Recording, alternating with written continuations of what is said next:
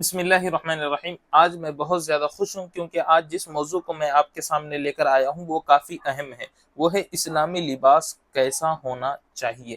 ہم عام طور پہ لباس پہنتے ہیں لیکن اس میں ان چیزوں کا خیال نہیں رکھتے ہیں۔ اگر ہم ان چیزوں کا خیال رکھیں گے انشاءاللہ تبارک و تعالی ہمارے لباس پہننے پر بھی ہم کو ثواب ملے گا۔ نمبر ایک پر ہم کو کیسے لباس پہننا چاہیے؟ ایسا لباس پہننا چاہیے جو سطر کو چھپانے والا ہو۔ اگر سطر کو چھپانے والا نہ ہو تو وہ لباس شرعی اعتبار سے صحیح نہیں ہو سکتا ہے۔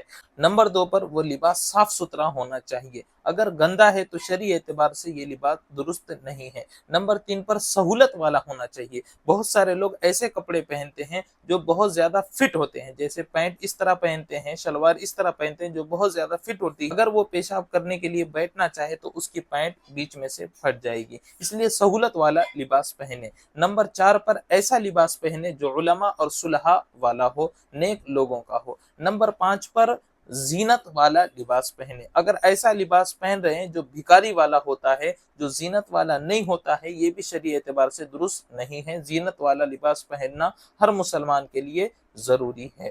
نمبر پانچ پر سفید لباس پہننے کی کوشش کرے۔ اگر کلر والا لباس پہن رہا ہے یہ بھی درست ہے، لیکن سفید لباس پہننا یہ سنت کے دوسرے نمبر پر سمجھنا یہ ہے کہ کچھ لباس ایسے ہیں جس کو پہننے کی شریعت میں اجازت نہیں ہے۔ نمبر ایک پر فساق اور ہندوؤں کے لیے جو خاص کپڑا ہوتا ہے، جو خاص لباس ہوتا ہے، اس طرح لباس نہیں پہننا ہے۔ جیسے فساق کا طریقہ یہ ہے کہ وہ جگہ جگہ پھٹے ہوئے کپڑے پہنتے ہیں، پینٹ پھٹی ہوئی پہنتے ہیں، شرٹ پھٹا ہوا پہنتے ہیں، جو آج کل کا فیشن آ رہا ہے، یہ شرعی اعتبار سے درست نہیں ہے۔ اور ہندوؤں کا جو طریقہ ہے اس طریقے پر بھی ہم کو کپڑے نہیں پہننا ہے۔ جیسے ان کے لیے خاص بھگوا رنگ ہے تو ہم کو بھگوے رنگ کے کپڑے نہیں پہننا ہے۔